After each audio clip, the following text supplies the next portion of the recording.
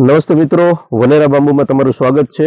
અને આજે અમારી સાથે જે છે કચ્છના ખેડૂત મિત્ર આવેલા છે. આજ એમની પાસેથી જાણીએ કે બાંબુ વિશે તે શું સમજે છે અને આગળ શું એમનો પ્લાનિંગ છે બાંબુને રિલેટેડમાં.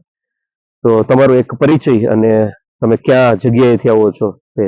મારું નામ નિલેશ છે, નિલેશ નાગડા. હું આમ બેઝિકલી બોમ્બેમાં છું અને જમીન મારી કચ્છમાં છે. મારી વાઈફ છે જીજ્ઞા. અમે 2-2.5 વર્ષ પહેલા મોરબી આવી ચૂક્યા છે ચિરાગભાઈ પાસે. ઘણું બધું જાણવા મળેલું ત્યારે બી.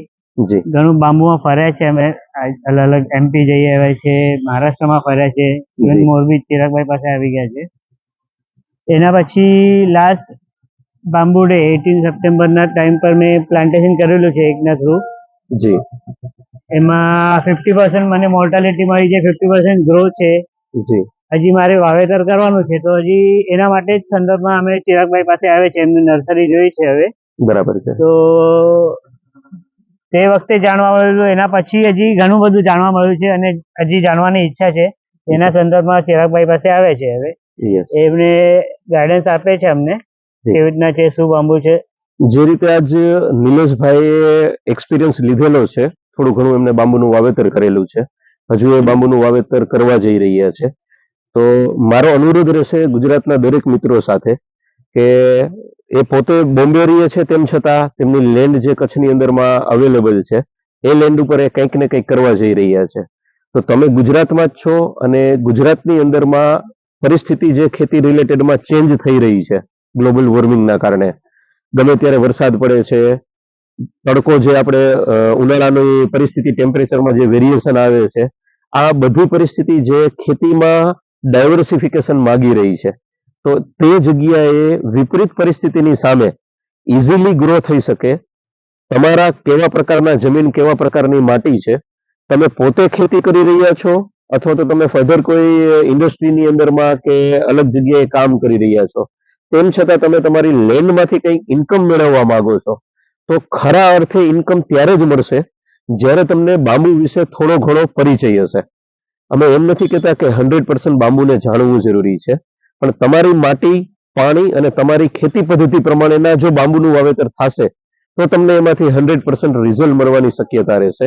અને જો એ જ વસ્તુ તમે ખાલી યુટ્યુબ ઉપર જોઈને કે અન્ય વ્યક્તિઓના વાતચીત ઉપરથી કરશો તો તમને એની અંદરમાંથી 100% રિઝલ્ટ નહીં મળે.